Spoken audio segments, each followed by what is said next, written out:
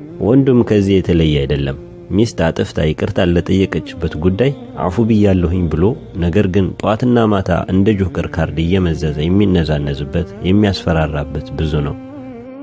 አፉ ብያለሁኝ ግን አልረሳውልህም፣ አፉ ብያለሁኝ ግን ነገ ካስፈለገኝ ዳግም አንስቼ እከስበታለሁኝ የሚለው አካሄድ ብዙዎቻችን የለመድነው አካሄድ ነው።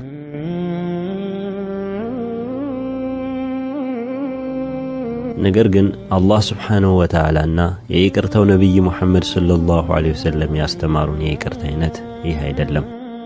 አላህ በእርሱ ላይ ድንበር ያለፉበት ባሮቹ ይቅርታን ሲጠይቁት ከልብ ተጸጽተው አፉ በለን ሲሉት ይቅርታቸውን ይቀበላል፣ ወንጀላቸውን ይሰርዝላቸዋል። መሰረዝ ብቻ አይደለም፣ እንደ ባሮቹ የተውበት ደረጃ የሰሩት ስህተት በመልካም ሥራም ይጻፍላቸዋል። ይቅርታ ማለት ይህ ነው። ታላቁ ነብይ ሙሐመድ ሰለላሁ ዐለይሂ ወሰለም በእርሳቸው ላይ እጅግ ከባድ ድንበር ያለፉትን ከሀገር ከመንደራቸው ያስወጧቸውን ቤት ንብረት የዘረፏቸውን እነዚህን ሁሉ ይቅር ብለዋል። ይቅርታቸው ከልብ የመነጨ ነበር እና መልሰው መላልሰው እያነሱ ወቀሳን አላቀረቡባቸውም። የተወዳጁ አጎታቸው ሐምዛ ረዲየላሁ ዐንሁ የገደለውና በአሰቃቂ ሁኔታ ልባቸውን ያወጣው ሰሃባ ወደ ኢስላም ከተመለሰ በኋላ ያን ትልቅ በደል የፈጸመን ሰው አይ አንተንማ ትልቅ በደል ፈጽመሃልና ይቅርታ አላደርግልህም አላሉትም።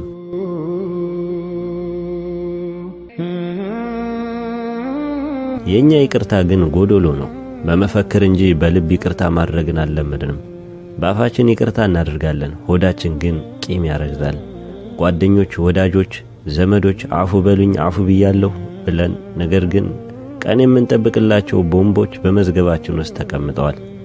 ጊዜና ቦታ ሲፈቅድልን አንስተን በድለውናል በመነላቸው ላይ ልናፈነዳቸው ያዘጋጀናቸው የቂም ቦምቦች ብዙ ናቸው።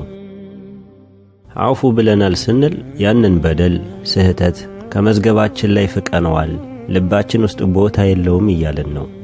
አፉ ብለናል ስንል የተበደልነውን ድንበር የታለፈብን ሁሉንም ዳግም ላናነሳው ቀብረነዋል እያለን ነው።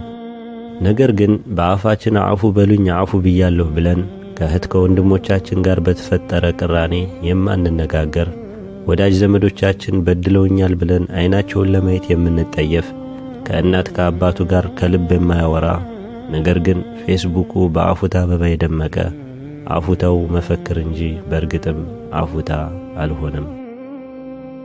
እናም ወዳጆቼ አፉታችን ከመፈክር አልፎ ወደ ልባችን ይውረድ።